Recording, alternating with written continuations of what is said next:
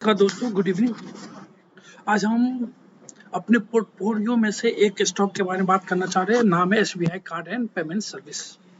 ये जो जिनके बारे में मैं बात कर रहा हूँ, ये पर्सनली मुझे बहुत बेहतरीन लगता है। इसका मैं जब ये अपना ऑल टाइम लो बनाया था उस समय भी मैंने एसआईपी के मोड पे लिया था। आज ये अपना मिडिल में है, आज भी मैं एसआईपी के मोड पे इसको ले रहा हूँ। और ये जब ऑल टाइम हाई बनाया था 1100 के आसपास, उस समय भी मैंने इसको एसआईपी के मोड पे लिया था।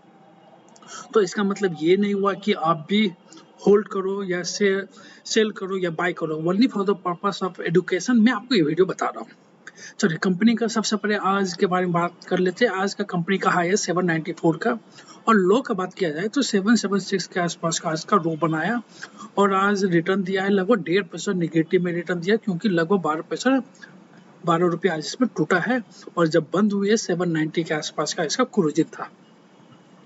1 वीक में कंपनी का रिटर्न है लगभग 0.4% निगेटिव में रिटर्न दिया है।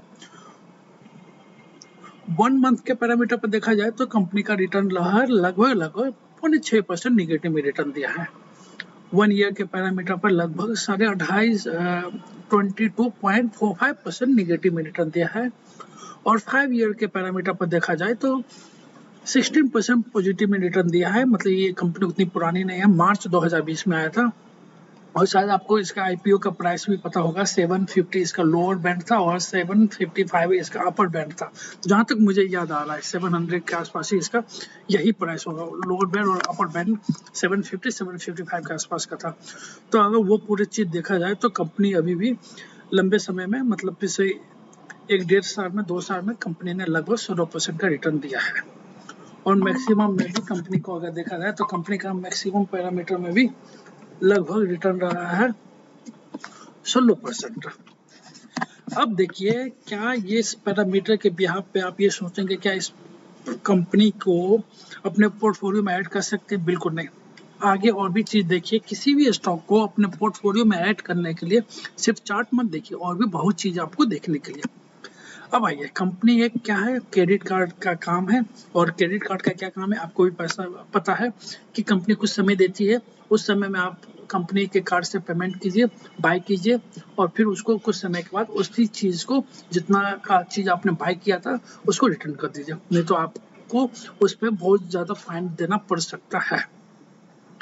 कंपनी एक लार्ज कैप कंपनी है। कंपनी का मार्केट कैप देख लीजिए, 75,680 करोड़ के आसपास का है, और ये 59 नंबर पे आता है।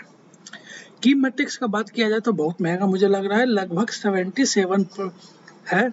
जबकि पीवी रेशियो 12 का है, डिविडेंड यील्ड 0.00 का है, सेक्टर का पी रेशियो 26.82 का है, जबकि पीवी का बात किया जाए तो 2.26, और सेक्टर का डिविडेंड 0.57% है। देखिए, क्रेडिट कार्ड के एरिया में देखा जाए तो सिर्फ एक यही ऐसा बैंक है जो अपना कार्ड लॉन्च किया है एनएससी और बीएससी पे। अब तक कोई भी आईसीआई और दूसरे भी बैंक, आप आईसीआईसीआई, एचडीएफसी या दूसरा तीसरा जो भी बैंक, एक्सिस बैंक या कोई भी प्राइवेट या गवर्नमेंट बैंक देखिएगा, किसी का क्रेडिट कार्ड का कार्ड एनएससी या बीएससी पर अभी तक लिस्टेड नहीं हुआ है। सिर्फ एक ऐसा सिंगल पर्सनल और इंडिविजुअल कंपनी यही रहा है। अब कंपनी का फोरकास्टिंग का बात किया जाए तो देखिए, 95% जो इस पे आर&डी कर रहा है उनमें से 95% का मानना है कि इस स्टॉक को आप अपने पोर्टफोलियो में रखिए एक लंबे समय के लिए। अच्छा पैसा ये आपको आने वाले समय में कंपनी बना के दे सकता है। अब कंपनी का फाइनेंशियल स्टेटमेंट भी एक बार देख लेते हैं, कंपनी का कैसा रिटर्न रहा है। 2018 से लेके 21 के पैरामीटर पे देखेंगे, टोटल रेवेन्यू 2018 का रहा है 5,370 करोड़, जबकि 2019 में हो जाता है 7,286 करोड़ के आसपास, और 2020 में फिर बढ़ के हो जाता है 9,752 करोड़, और 2021 में फिर बढ़ के हो जाता है, सॉरी अब कम हो गया है, 9,713 करोड़ के आसपास। देखिए, पिछले 4 साल में कंपनी का पैरामीटर देख लीजिए, 5,000 करोड़ से ये लगभग 9,000 करोड़ के आसपास चला गया है। अच्छा रिटर्न दिया पिछले 4 साल में।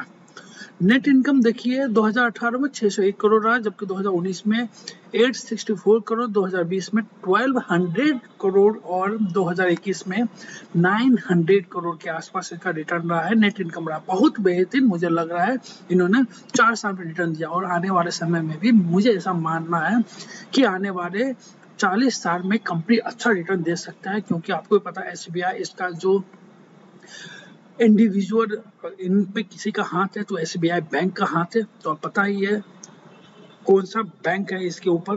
तो ये कभी भी स्टॉक मार्केट आपको निराश, ये कंपनी कभी भी आपको निराश नहीं कर सकता है। होल्डिंग पैटर्न का बात किया जाए तो लगभग 70% इनके प्रमोटर के पास है, और प्रमोटर इनका कौन है? एसबीआई। और एसबीआई कौन है? गवर्नमेंट सेक्टर है, गवर्नमेंट का है। म्यूचुअल फंड का बात किया जाए तो 7.5%, डीआईएस का बात किया जाए लगभग 4.5%, एफआईआईएस का बात किया जाए लगभग 10.5%, और आप मेरे जैसे लोगों के पास है लगभग 8.5% के आसपास। इंडिविजुअल का बात किया जाए तो सबसे ज्यादा एफआईआई है। दूसरा यही पैरामीटर है कि आप किसी भी कंपनी को अपने पोर्टफोलियो में रखते हैं तो ये भी देखिए उस कंपनी में एफआईआईएस का कितना विश्वास है। सिर्फ आपके विश्वास से कंपनी नहीं चलती है, या हमारे विश्वास से कंपनी नहीं चलती है, कंपनी औरों के विश्वास से भी चलती है, उनके कामकाज से भी चलती है। तो एफआईआईएस का भी देख लीजिए इस पर कितना विश्वास है। तो मुझे लगता है ये कंपनी अब तक अच्छा परफॉर्मेंस दिया है। अब हम बात करेंगे कंपनी कितना डिविडेंड देता है। तो कंपनी मेरे हिसाब से तो कोई डिविडेंड तो दिया नहीं है, लेकिन फिर भी देख लेते हैं। हाँ, 2020 में 15 मई को लगभग ₹1 का डिविडेंड दिया है। तो ये कोई डिविडेंड सेक्टर नहीं है, तो मुझे नहीं लगता कि डिविडेंड पर्पज से आप इस स्टॉक को रखिए। लेकिन मैं एक मेरे हिसाब से एक मोनोपोली स्टॉक है, और अपने पोर्टफोलियो में डाइवर्सिफाई करके रखिए, उसमें एक इसको भी मतलब जगह बनाइए, और इस एसआईपी के मोड पर रखिए। एक ही बार इसमें पैसा बिल्कुल भी मत लगे, अगर आपको लगाना हो तो। अगर नहीं लगाना है बिल्कुल भी मत लगाए, क्योंकि मेरे से ज़्यादा नॉलेज आपको है, क्योंकि पैसा आपका है, प्रॉफिट आपको होगा, लॉस आपको होगा। तो ये वीडियो बस आपके नॉलेज के लिए मैं बना रहा हूँ। अगर किन्हीं को भी लगाना है तो मेरे तरफ से उनका यही है कि एसआईपी के मोड पे इसको 1-2 करके स्टॉक अपने पोर्टफोलियो में ऐड करते रहिए, और लंबे समय का वेट कीजिए, अच्छा रिटर्न आपको बना के देगा, क्योंकि यह एक मोनोपोली स्टॉक है। Thank you so much.